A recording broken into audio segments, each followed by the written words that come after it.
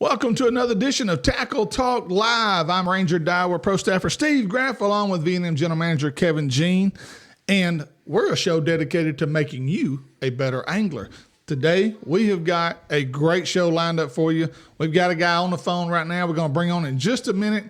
Keith Combs, Elite Series Pro, going to give us a brief rundown, Kevin, of the upcoming Classic and give us an opinion about Sam Rayburn and the little small stringer got weighed in this week. Well, the past 2 weeks. Past two weekends. Yeah, exactly. I definitely want to jump in and get some questions to Keith on that. You know, a lot of really good questions coming up about the Classic. I know it's rising water, muddy water. They've got more rain coming. Right. Backup lake, if that's something that might come up. A lot of questions we want to get into there with Keith. But before we do, you want to talk a little bit about our sponsors? Yeah, we got the Boat Shop. Tackle Talk welcomes the Boat Shop, our newest sponsor, a dealership that is in tune to what your boat or engine needs are to help you stay on the water. Raymond Kidd and his staff take great pride in keeping your engine running right. Certified Yamaha dealer and home of the best motor on the market today, Yamaha Show. They also carry one of the best aluminum boats around, Sea Arc. So stop by 2410 Sanford Avenue in Shreveport and let the Boat Shop take care of all your boating needs. Give them a call at 318-402-0399 or go to shreveportboatshop.com to learn more. All right. So I guess let's go straight to Keith. Hey, let's get to it. I mean, let's go ahead and start with the questions. Keith's a busy man. You know, we want to hold him up here. Keith, first question: When are you? First of all, thanks for being on the show today with us. We really appreciate you coming on. When are you planning on leaving? I'm going to be leaving on Thursday morning. Should get to Guntersville around 4 o'clock, so we can practice on Friday. Hey, so y'all practice. I know they've kind of changed the practice schedule up a little bit this year. Practice is Friday, Saturday, Sunday, correct? Right. Yes. Friday, Saturday, Sunday. Then we have 2 days off. We got another day back on the water on Wednesday, and then Thursday's off, and then Friday is the beginning of the Classic. Now, is this something, Keith, day off or on, you're off, you're on? I mean, is that something new? I haven't recalled that being that way in the past, that often on and off. No, that's how it's always been. It's a long, drawn-out week. It gives you plenty of time to prepare, and, the days off are not really days off. There's a lot of media and a lot of meetings and meet and greets and other things that we have to do that week. So it's a really busy week, even though it's a long, drawn-out week. It's going to be fun. Well, and I guess sponsors are tugging at everybody on both ends, trying to do interviews with sponsors and promote product. You know, the Classic is where a lot of new product is revealed.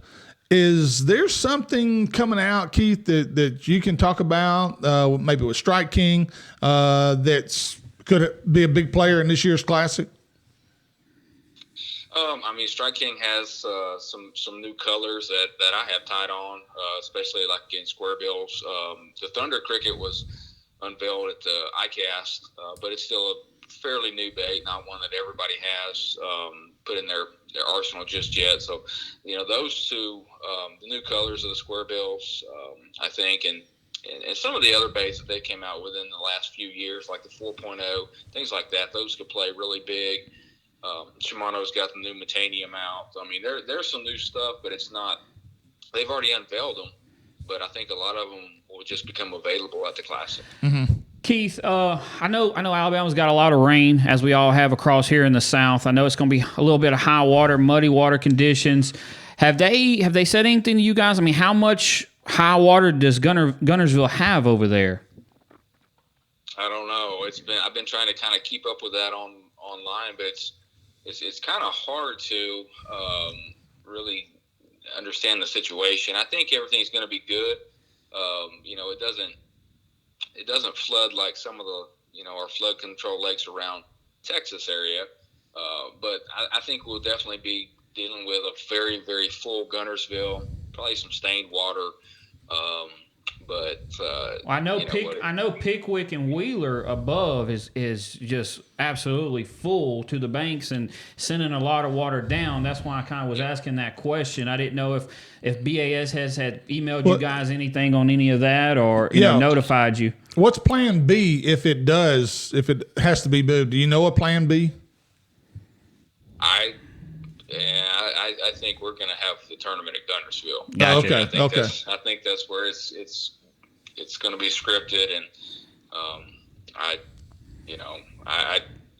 don't think we'll have any issues. I've been kind of watching the forecast, and I know there's some more rain kind of coming, but nothing really like what we've had over the past couple weeks. So I think we're good to go.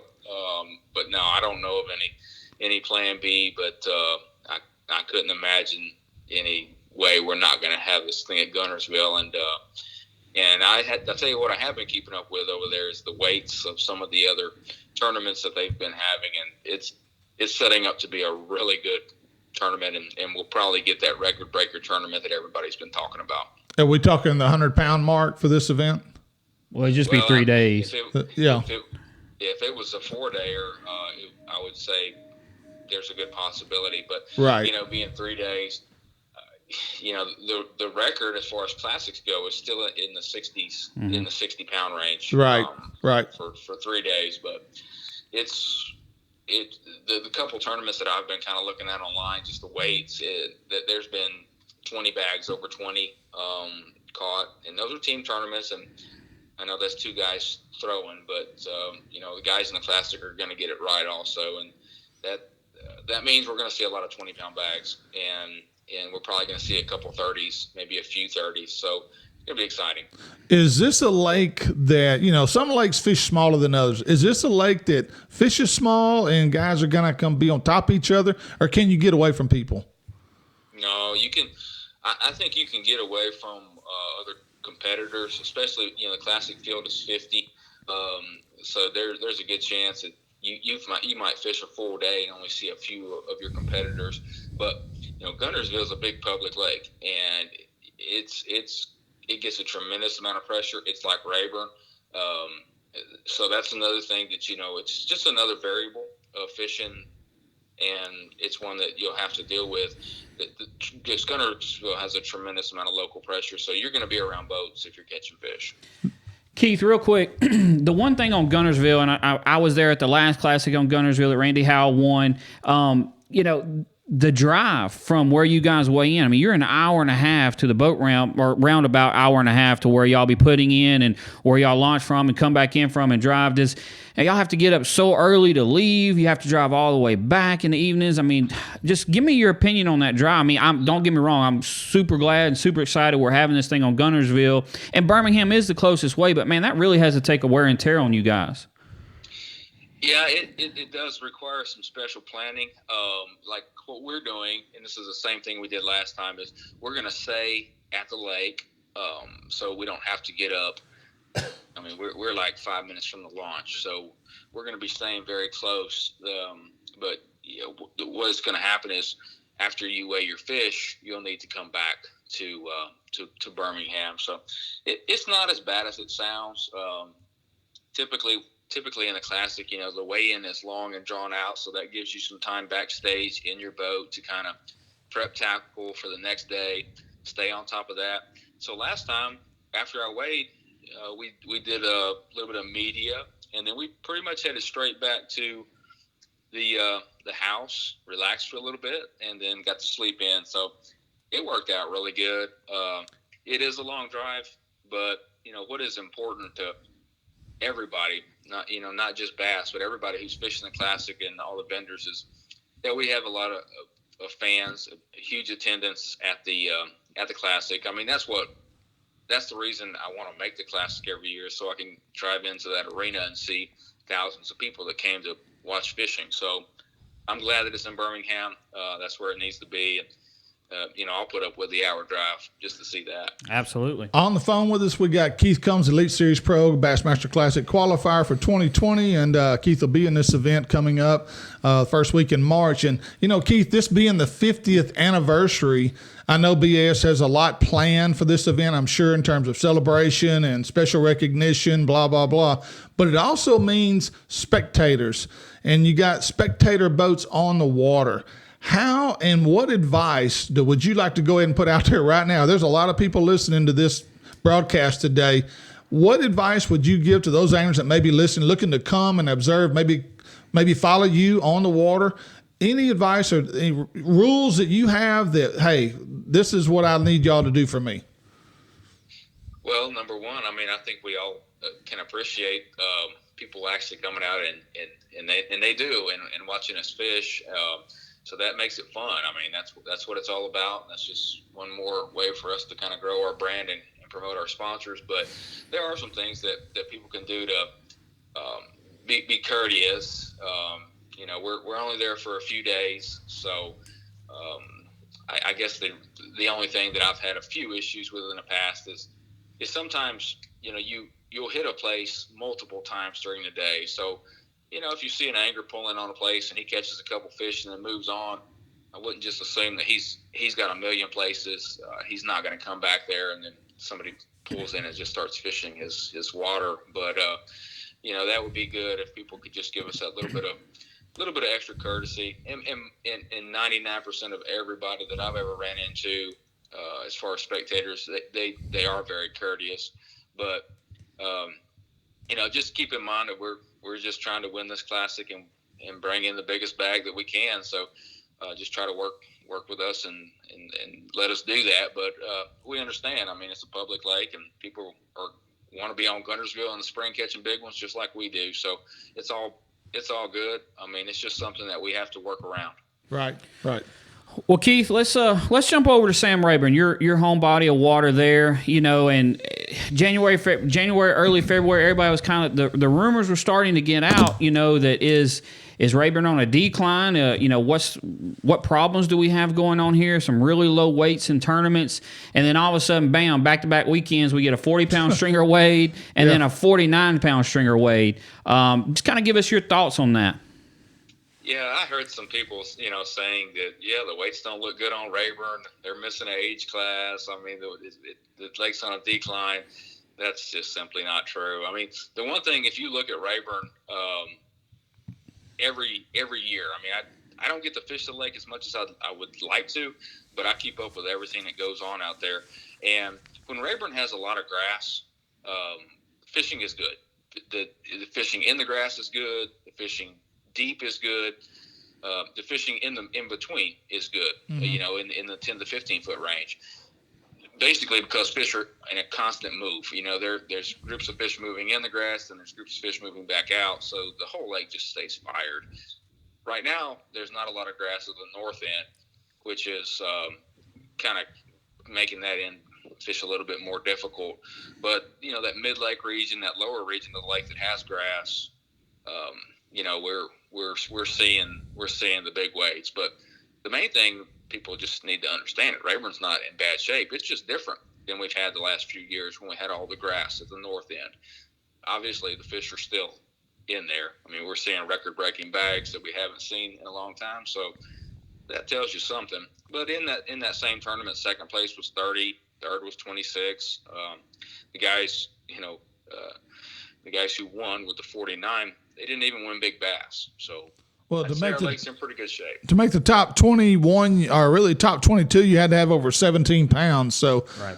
And that was the best weekend that we have seen since January 1 to this date. That's been the best weekend. But again, Keith, as fishermen, we tend to rush everything. Well, I know this year more tournaments started early on Rayburn. I know the BFL that me and Kevin fish, some other circuits, ABA, they all started basically a month earlier. And guys, I don't think we're really used to fishing Rayburn in January, but we've got a lot of tournaments in the books there. It's just now starting to get right at Rayburn. Yeah, I think so. And I think you nailed it right there. January is not a great fishing month. But what we did have happen in January this year was we had a fairly warm month. Yep. I know that on another lake, I saw fish move close. Another lake very close to Rayburn, I saw fish move up on beds just for a brief period. Then they get knocked back, and that's never a really good thing. The best movement is when you have a very cold winter and then you have a very fast warm up and everything comes in at one time. That's when a lake just busts loose. So February was a cold month in comparison to January, and everybody's trying to get up there and try to catch spawning fish. I know I would be. I'm ready to catch those kind of fish, but water temperature still in the mid 50s, low 50s.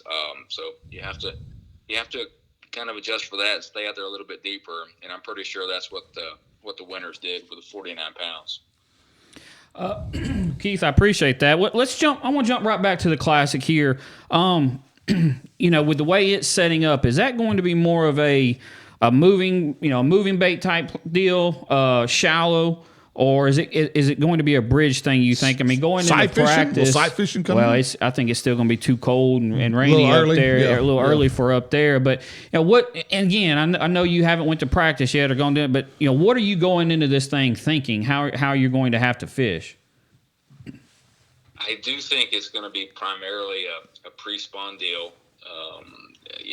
I've been keeping a very close eye on the weather of Guntersville, and I know that it doesn't take a big warming trend to move fish up on that lake. I've been there when it's happened before, but it's the nighttime temperatures are in the 20s and 30s, and I think they might even have a little snow one day this week. So I do believe it's going to be a pre-spawn deal. But we have some other variables to consider, too. You want to say, well, it's pre-spawn, the lake's stained, the fish are going to be shallow. But there's also a lot of added current right now with all the rain. Yeah. So that can change things also. So I think most of the competition, most of the guys in the Classic are going to focus on shallow fish, but I wouldn't be surprised if somebody catches something a little bit deeper than normal just because the current and just kind of comes out of nowhere with that. So you got to keep that as a wild card. There could be a deep water bite going too. Well, Keith, we appreciate your time, buddy. We thank you for being on with us, Tackle Talk Live today, and got a great response. A lot of people listening, and again, we want to wish you nothing but the best of luck at over there at Guntersville in a couple of weeks, and really next week. It's not a couple of weeks; it's next week. And so looking forward to following you. We'll be keeping up with it, and hopefully, when you win that, you got to come back on and tell us how you did it. I would love to do that. Even if I don't win it, I hope I do, but I'd love to come back on. I enjoy talking to you guys, and y'all have a good one. Thank Keith, you. I appreciate it, man. All right, thanks. Keith Combs, Elite Series Bassmaster Classic qualifier, and a guy that, he's a threat. Oh, he absolutely is. He's a threat. There's no doubt. That's one of the reasons we had him on, was we knew Keith he's got a little insight, and this won't be his first rodeo either. And I was really proud of him for staying where he was at. Mm-hmm. I think it was a great opportunity for him. I think it worked out really well. I'm sure he doesn't regret staying home and BASS instead of making that leap and then making that jump. So hopefully, again, Keith's going to be one of the guys he's going to be one of the sticks to beat at this event. He really is. Those fish are going, in my opinion, going to be set up pre-spawn in the ditches, the drains, the points. It's going to set up a lot like Sam Rayburn, and which, of course, where Keith lives. I think Keith is definitely one of your heavy favorites going into this deal. Right. I definitely do. Real quick, we're going to congratulations to Dayton Trischel. Dayton weighed in 11.16-pound bass on Toledo Bend. I think last year, I don't know of any fish over 10 that were weighed in during the year. Ooh, that's a tough one. It was a record year for lack of trophy bass weighed in, and I don't think there was ever one weighed in and the people talked about that. How is it on the decline? Is it, what's the situation? And but real quick, we also want to recognize one more time, Tackle Talk Live welcomes the Boat Shop as our newest sponsor, a dealership in tune to what your boat or engine needs to stay on the water. Raymond Kidd and his staff take great pride in keeping your engine running right. Certified Yamaha dealer and home of the best motor on the market today, the Yamaha Show. They also carry one of the best aluminum boats around in Sea Arc. If you're looking for aluminum boat guys, Sea Arc is one of the boat lines you need to check out.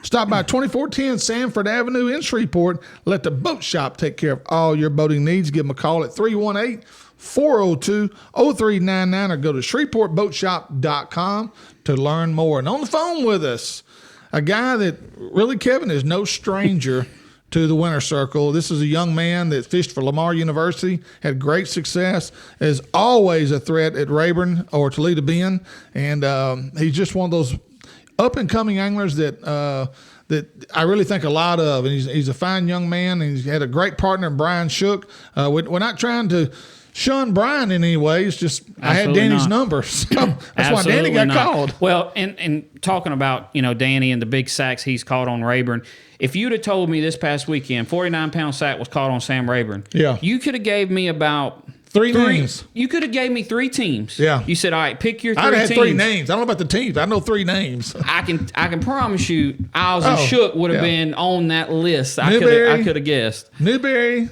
Danny, and Albert Collins. That's been the 3 names I've thrown out there. But Danny, hey buddy, how you doing, man?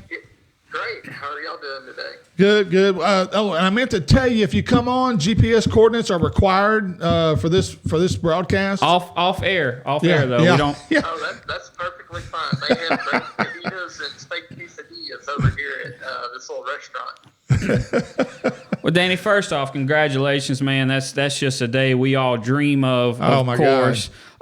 Just kind of take us back through that day, Danny. The morning, I listened to your interview a little bit on Texas Team Trail, and kind of take us back through that. I thought that was a very interesting interview that y'all did there, and kind of how you laid out your morning, how it all went down. Yeah, well, I probably need to go back a little more than that, actually, because even better. We fish over there at Rayburn a bunch. We know the lake fairly well, and we do okay when the fish are offshore. And it seems like 2.5 weeks ago, the fish moved up shallow real good. And last weekend, we practiced on Sunday, and we didn't catch anything. We caught one keeper and a couple of short fish.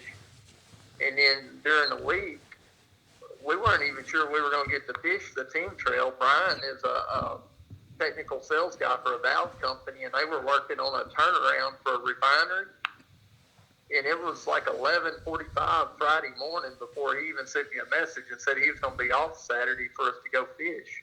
Oh, so y'all didn't get to practice on the practice day Friday? No, sir. We didn't get to practice. And, we weren't even sure we were going to fish the tournament. And then after having a bad practice the weekend before, we were like, well, it got cold. Maybe the fish will show back up out offshore. And so we got signed up not too long after he told me he was going to be able to fish. And then when we left the boat launch Saturday morning, they called our number. We go through takeoff. It was a coin flip as to whether we were even going to catch one or not. And, wow. It was. We had a lot of things go our way that, in looking back on most of the tournaments we've done good in, we've had something similar happen in more of them than not. It's not like we knew we were about to go catch a big bag or even catch any good fish. We just sort of kind of pulled up and figured out the right kind of way to catch them on the day it counted. Right. Once again on the phone, we have Danny Iles. He is one of the team members of the first place team off the Texas Tournament Trail that won the tournament at Sam Rayburn. Brian Shook is his partner. They came in with 49.31 pounds of fish. I've never heard of any weight higher than 41. Matter of fact, Keith Combs was just on with us, and Keith had said that 43 pounds was the biggest stringer, and I think it was David Wharton years ago had the 43-pound stringer. He said other than the 49, he said that's the biggest one he'd ever heard. Yeah, absolutely on Sam Rayburn for sure. I know Lake Falcon back when it was right. But on Sam Rayburn, that's the biggest one I think I've ever heard of. Right. The only other one I've seen is 42. Chris Wilson them had several years ago in the fall. But Danny, so the thing that I heard in your interview that was most impressive to me, and make sure I got this understanding right, y'all did not catch all 5 of those fish off the same spot, correct? No, we caught 2 where we started at, and then we were kind of worried because we had a tournament several weeks ago. We caught 2 big ones fairly early in the day and couldn't get any other bites, and we ended up with 2 fish at 2:30. So after this one started off, we're like, okay, we got a bite. We didn't zero. It's a big one. And then we got another bite. And we're like, oh, wow. We got to find a way to catch some more keepers. So how big are those 2? Yeah, how are the first 2?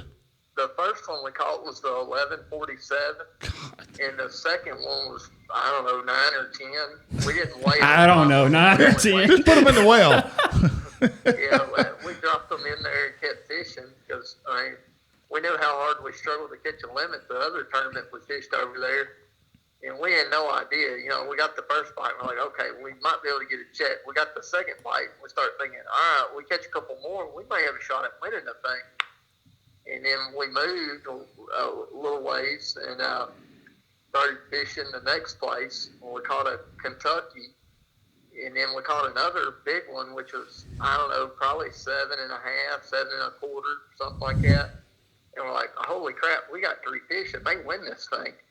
So at this point, you've got 3 fish for 20. Yeah, probably 28 pounds. Something like that. Yeah. Wow. And let me ask you this. Let me ask you a technical question. Did you have to remove the divider in the live well? Because that would be... Actually, no, this is the coolest thing. And I wish I would have taken a picture. We caught the 5 fish. And we got them all in the live well. We had 2 on one side and 1 at one side at this point in the day. But when we caught the other 2, we had all 5 of them in there. They were so big, they actually went in that. We're in a Z520 Ranger. They went in the live well, and they didn't even have room to roll over on their side. So they were held upright just by the sides of them. Oh, but they were all on one side? No. We put 2 on one Okay. side. Okay. Oh, but they couldn't roll. You basically like they're putting the clips on them themselves. Right. Yeah, you didn't have to put clips on them. So they held themselves upright. All right, so we got to finish this because you done intrigued me now. Because honestly, when you hear these weights, and even last weekend we interviewed Anthony Sharp with his 40-pound bag and all these monster 30-pound sacks I've ever heard of, and we've talked to. It's hey, we pulled up on the right spot at the right time. So, but this is not the case with you guys. So you caught 2 that morning, you moved locations and caught another one. Yeah. They were, and then we moved again and caught the other 2, but they were set up on the same kind of cover and the same depth and everything. I mean, it was pretty much spot on. We never got on top of the fish. I'm not real sure if they were suspended or on the bottom. We stayed back, made a fairly long cast. There was some brush and some other junk around, timber and stuff. And, now, we're not looking for secret baits, but what techniques were you cranking? Were you dragging? What was the main way? Did you catch them all the same way? We caught all 5 of them on a crankbait. The little one was on a crankbait, too. We never really picked anything else up. We're like, heck, we keep getting bites, and they're big ones, so we ain't changing now. Yeah. So if you're just throwing a crankbait, so Danny, and again, I'm not getting specific, and I don't expect you to tell us your secrets, but so I want some secrets. Was it? You said it was a way they were set up. Did you find some kind of structure they were on? Was it a depth thing? I think it was a combination of structure and depth. Gotcha. All 3 of those places are identical. They set up the same. They got the river channel fairly close by, and I think it was just very, very good fortune. We pulled up the right place and kind of thought, okay, maybe this is going to work. Next question. Did people see where you were at and what you were doing? That's always... I really don't know. We had a late boat number, and by the time we got up the lake, just about everybody was already on their places. So there weren't a whole lot of people running around. Yeah. And so I really don't know over that one. I guess we'll find out next weekend if there's anybody up there or not. Right. What time did y'all catch the 5th fish, Danny, that y'all were finally done? Your fifth big one that y'all were finally done. I'm kind of guessing here. I know when I looked at the clock, it was 10:48, but I think we caught it about 20 minutes before I actually looked at the clock. So I'm thinking it was probably about 10:20, 10:25. You had your 5 biggest. You had the 49 pounds. Yeah, 49 pounds by then. So that was, we had the 5 bites, and that was, I remember looking at it. It was 10:48 when I looked at the clock, but we caught the fish a little before I actually looked at it. We were shaking and high-fiving and hollering and all kinds of stuff. We didn't really know what to do. Did you think about going to the bank and ordering pizza? Yeah, it's 10:30. You have 49 pounds in the box. Yeah. What do we do the rest of the day? Yeah. Well, we sat down and drank I had a water and my partner had a Coke, I think. And we talked about what to do. And we're like, well, we got the rest of the day. So we ran back down towards the weigh-in area, and we fished around out in front of the weigh-in the rest of the afternoon. And then we checked in about 45 minutes early. We have a tournament next weekend, so we kind of use the rest of the day to sort of practice for that. I'm calling Domino's. We couldn't have a pizza delivered to the bridge. I weighed in and ate the stump for lunch, I can tell you that. Man. Yeah, we watched the fish very, very carefully. They were all doing well. The water was cold. Was Brian sitting on the live wells? I'd have been sitting on the live wells. He did for about 20 minutes after we caught the fifth one. We kept adding up trying to guess what we had. And we're like, man, we know 2 of them are well over 10. We got another 2 that are close to that. And we're like, man, we're doing the math. And we're like, I think we had mid-40s. Yeah, y'all probably thought y'all were in a dream. I mean, I still don't believe it. Yeah, I mean, I can't imagine having those kind of fish in a live well. Now, Danny, what was your biggest bag to date before this 49? We caught 38, 90 something several years ago. Yeah, I know you've had several 30-pound bags. I couldn't remember what your biggest ones before this was. Yeah, that was probably 10 years ago maybe, and we never expected. I mean, that was a complete accident. That one was, and then this was the same way. We had no expectations, and just stumbled across them and managed to get them, capitalize and get them all on the boat. Danny, I'm going to shift gears completely on you right here. College bass fishing. I know you fished at Lamar University, and I know it was a big part of your fishing career. A lot of young anglers are listening to this broadcast today. What advice do you have for some of these high school and maybe even some college guys out there looking to maybe take that next step out of high school and go to college? What should they be looking for through their university fishing programs? And I would say you really kind of have to step back and try to learn the basics. When I started fishing, I was very fortunate. My stepdad's a full-time guide, tournament angler. So I kind of had a head start on a lot of people. He taught me a lot of things. But when I started fishing, even aside from that, we didn't have all the side scan, the depth finders and stuff. We had to pay attention and learn how to actually fish and know how to read water and structure and stuff. And that still applies today. You can't just go idle around and expect to see all the fish you catch on your depth finder. So you still have to learn how the fish behave and how they act and stuff. And that to me is probably the biggest thing. And that experience on the water is absolutely crucial to becoming a great angler, isn't it? It is. It's the same thing with deer hunting or anything else sports related. You have to practice it. And even then you have to be very, very fortunate and have a blessed day for it actually to come together. But you do have to pay attention to all the little details and put them together, kind of like a big puzzle. Danny, one question we're getting here on our live feed, and most people want to know, and just, water depth. We're talking deep, right? We're not talking like a 10 to 15 foot drain. Most of those fish are deep. We threw 2 deep diving crankbaits, and we had the boat about 28 foot. And like I say, we were throwing at pretty specific spots, and they were deep too. I guess probably 24, 25 foot, a little bit shallower than where the boat was. Mm-hmm. Got you. Good deal. Well, hey, Danny, man, congratulations. You and Brian did a great job. That's something that may never be duplicated again. And I'm hoping one day we'll look back. And, of course, I see a lot of the tournaments Kevin will see. We just want to say congratulations, man. I am so happy for you. You're a great guy. Y'all are a great team. And couldn't happen to 2 better guys. I really mean that. I think y'all are 2 of the classiest guys on the circuit, especially when the team circuits. You guys do a wonderful job. Thank you. Danny, we really do appreciate you coming. I've got one last question I forgot to ask you. I'll go. Y'all had the 1204. You did not win Big Bass, correct? Unfortunately, we did win Big Bass. Oh, okay. I feel really, really bad there were 2 guys that weighed in a bigger one. They had I don't know if it was 12 and a half or 12.30. They weighed a bigger fish in, and then I got a call from the tournament director yesterday, and he said, hey, y'all are going to get Big Bass too because the other guys didn't check in properly. Okay. I thought I seen that there was a 12.5 caught, and then when we go through the results, it wasn't posted. Yeah, it's not posted on their website. Okay. That was my question then. Okay. And that was the explanation I got, and I feel really, really bad for those guys. It doesn't matter what you do. If you catch one that size or the size of the ones we had, that's a once in a lifetime catch. Oh, absolutely. Yeah, exactly. Absolutely. Well, the guys you really feel sorry for are Casey Burley and Josh Rogers. I mean, that'd been my luck. I catch a 30-pound bag. Shout out to Casey because I know he's watching right now. 30-pound you bag. roll up with a 30-pound bag and you come in second. You come in second. You know, I mean, by almost 19 yeah, pounds. I'm sure he's like, thank you, Danny. You'll probably get a Christmas card, Danny, from him. So it's not going to be a nice one.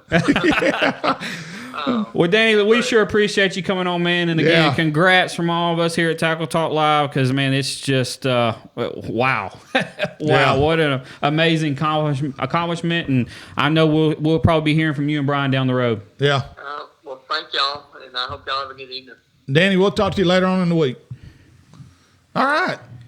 Danny Iles of the team of Brian Shook, and with Danny Iles, we just had Danny on with us, giving us some good details.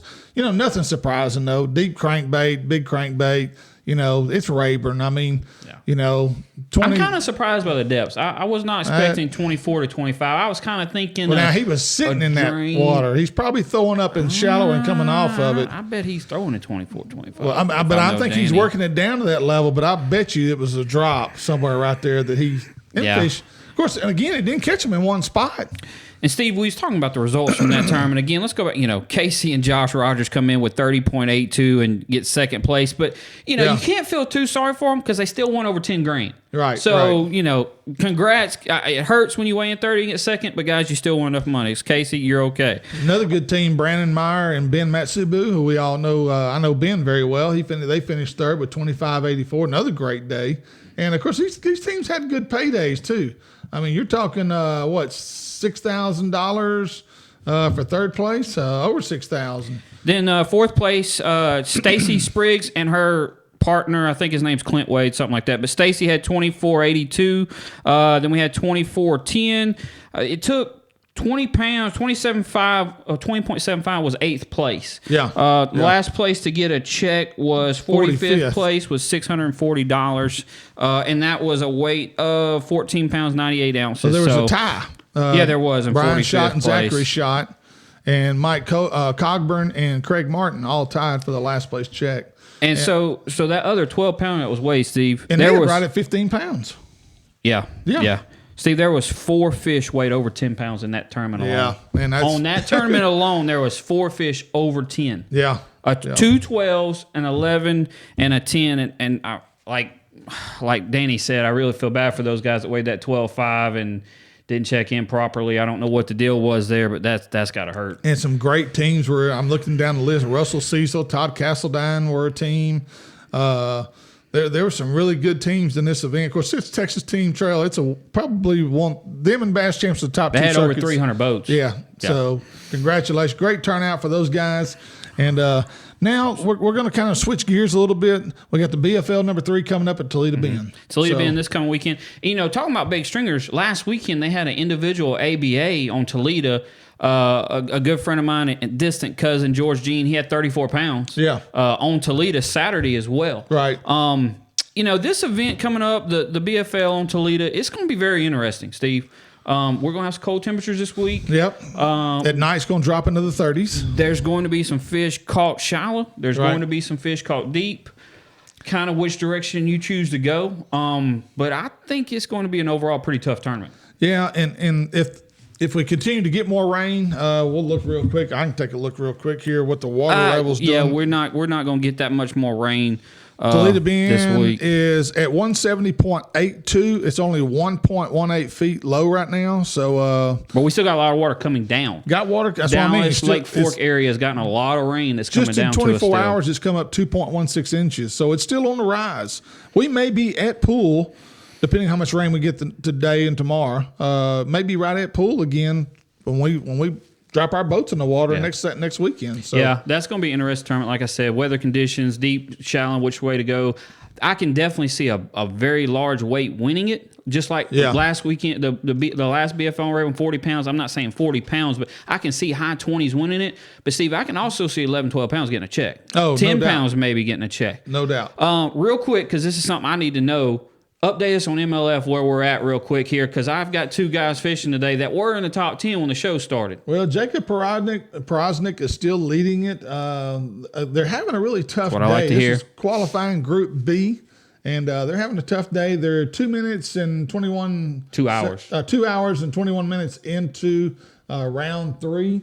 And as they're, like I said, on Lake Okeechobee, and the bite for 2 days, I mean, there's some guys that hadn't caught a fish yet.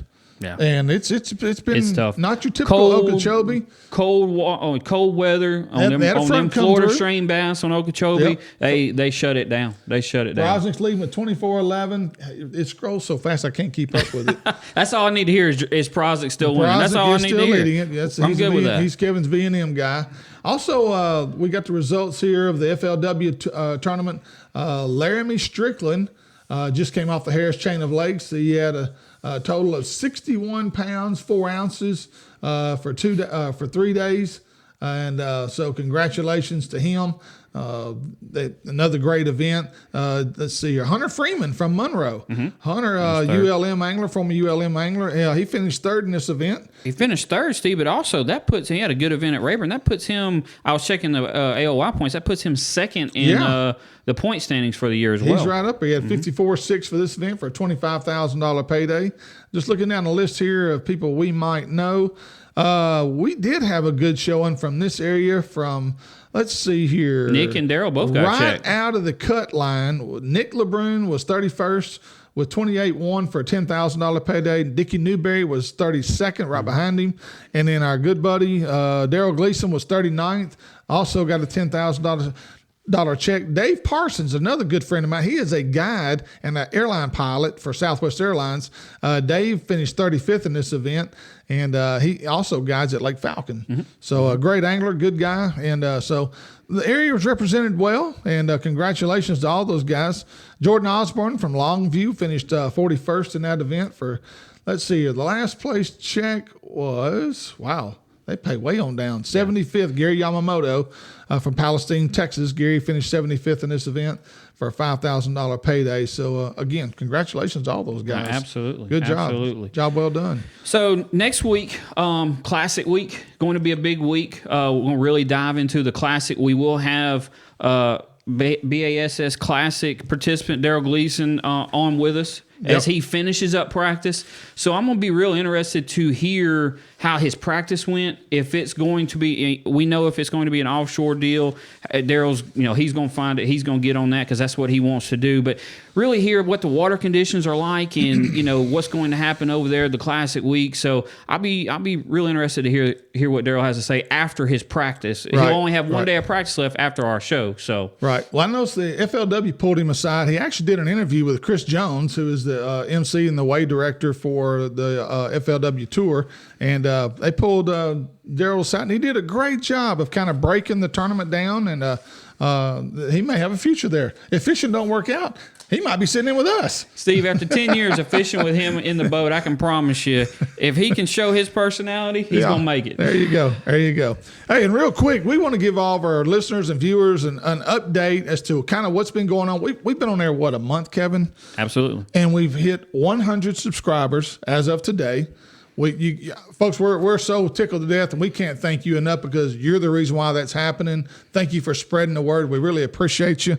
And also, we're approaching 1,000 likes. We're just a little short of 1,000 likes. Over 1,000 followers. And over 1,000 followers. So thank you. If you've liked us on our Facebook page and you watch mostly on our Facebook page, make sure to go subscribe on our YouTube channel.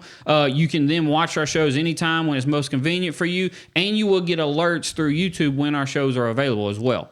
We hope you've enjoyed today's program. We appreciate you tuning us in, and we look forward to giving you more tips and techniques to help make you a better angler right here on Tackle Talk Live.